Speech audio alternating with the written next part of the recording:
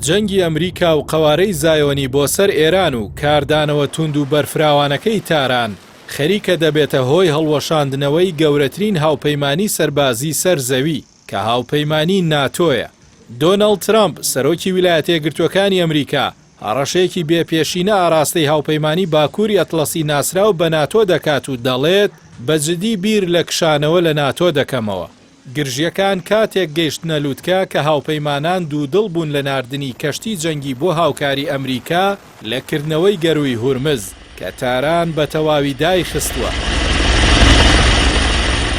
ترامپ لە چاوپێکەوتنێکیدا لەگەڵ ڕۆژنامەی تەلەگراف ناتۆی بە پڵنگی کاغەزی ناوبردووە و دەڵێت بابەتی کشانەوەی ئەمریکا لە ناتۆ قۆناغی پێداچوونەوەی تێپەڕاندووە.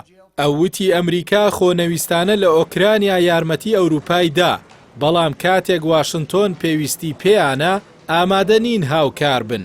لە یەکەم کاردانەوەی ئەوروپیدا بۆ هەڕەشەکەی ترامپ کیر ستارمەر سەرۆکوەزیرانی بەریتانیا ڕایگەیاند سەرەڕای هەر فشارێک کە بخرێتە سەر من یان ئەوانی دیکە من تەنها کارێک دەکەم کە لە خزمەتی بەرژەوەندی نەتەوەی بەریتانیادا بێت کە ئەمەش وەک ڕەتکردنەوەیکی ناڕاستە و خۆی داواکاریەکانی واشنتۆن لێک درایەوە. کێشەکە تەنها لە نەبوونی بەشداری سەربازیدا نەماوەتەوە. تەنانەت ئیسپانیا و ئیتاڵیای ئەندامی ناتۆ ئاسمانیان لە فڕۆکە جەنگیەکانی ئەمریکا داخستووە و ڕێگا نادەن واشنتۆن بنکە سەربازیەکانی لە وڵاتەکانیان بۆ جەنگ بەکار بهێنێت.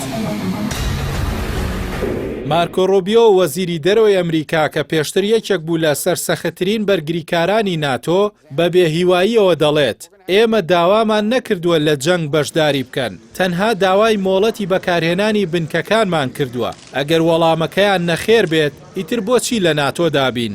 ئەگەر نەتوانین بنکەکانمان بەکار بهێنین ئەمە دەبێتە شەقامێکی یەک ئاراستە کە تەنها ئەمریکا باجی بەرگری لە ئەوروپا دەدات بێ هیچ بەرامبەرێک.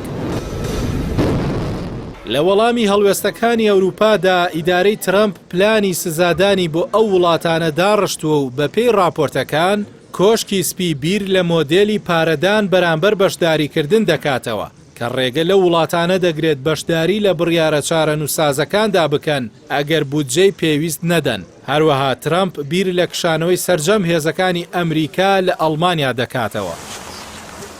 ئەم ناکۆکیە قوڵە پرسیاری گەورەی لەسەر مادەی پێنجەمی ناتۆ دروست کردووە کە دەڵێت هێرش بۆ سەر ئەندامێکی هاوپەیمانیەکە هێرشە بۆ سەر هەمووان. لە مێژوودا ئەم مادەیە تەنها یەک جار لە بەرژەوەندی ئەمریکا دوای 11 سێپتەمبەر کاراکراوە کە بەهۆیەوە سەدان سەربازی ئەوروپی لە پێناو واشنتۆن لە ئەفغانستان کوژران. گۆڤاری The ئەتلەنتیکی ئەمریکی لە شیکردنەوەیەکدا دۆخەکەی سەختتر کردووە و نووسیوێتی شەڕی دژی ئێران ئەمریکای کردووەتە زلهێزێکی پەراوێزخراو. گۆڤارەکە پێی وایە ئەم جەنگە درزێکی قوڵی خستوەتە نێوان واشنتۆن و دۆستەکانی. پێگەی رووسیا و چینی بەهێزتر کردووە و ئەمریکای گەیاندۆتە لاواسترین ئاستی گۆشەگیری لە دوای ساڵی 1930ەوە. ئەگەرچی ناکۆکیەکانی ترامپ و ئەوروپا لەسەر خەرجیە سەربازیەکان مێژوویەکی هەیە، بەڵام جەنگی ڕۆژهەڵاتی ناوەڕاست بووەتە ئەو پریشکەی کە خەریکە بە یەکجاری کۆتایی بە تەمەنی 75 ساڵەی پەیماننامەی باکووری ئەتڵەسی دەهێنێت کە 32 وڵات لە خۆ دەگرێت.